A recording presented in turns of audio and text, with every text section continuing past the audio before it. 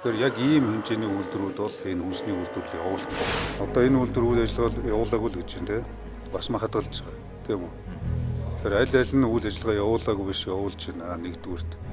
Хоёрдугаарт аль-альнийх нь орчин нөхцөл мах боловсруулах дотоодод хэрэгэлдэгч бай, гадаадад одоо экспортлч гэж бай те.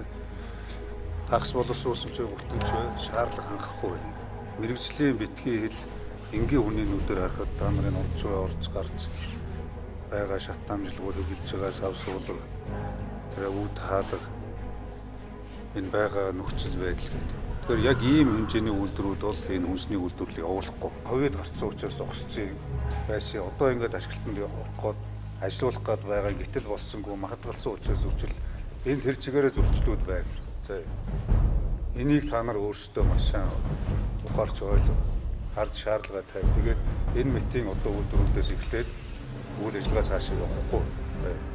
Тэгээд эргээд энэ үйлдвэрүүд ямар нэгэн байдлаар үйл ажиллагаа явуулсан мах хадгалсан. Одоо тэгээд шошго байхгүй.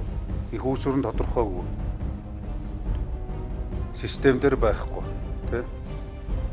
Ийм асуудлууд байгаад байгаа учраас энэ дээр хатуу хяналт тавих ажлууд хэр явж байна гэдгийг шалгаж яваад байна шүү дээ. Үнэлэлтийн байгууллагууд, мэргэжлийн байгууллагууд, аж ахуй нэгжүүдэд бид нэр одоо яг болж байгаа боломжтойг энэ ажиллаж байгааг энэ шаардлага хангасны ажлуулъя.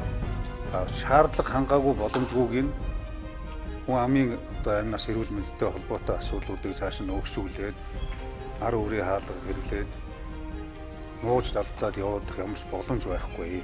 Чадж байгаа юм бол тэрийг хүлээн зөвшөөрөд явж чадахгүй байгаа бол чадахгүй байгаа нөхдүүд нь тэрийг хүлээн зөвшөөрөөд шинжлэх ажлуудаа хий. Чадна гэвэл тэрийг стандарт нийцүүл.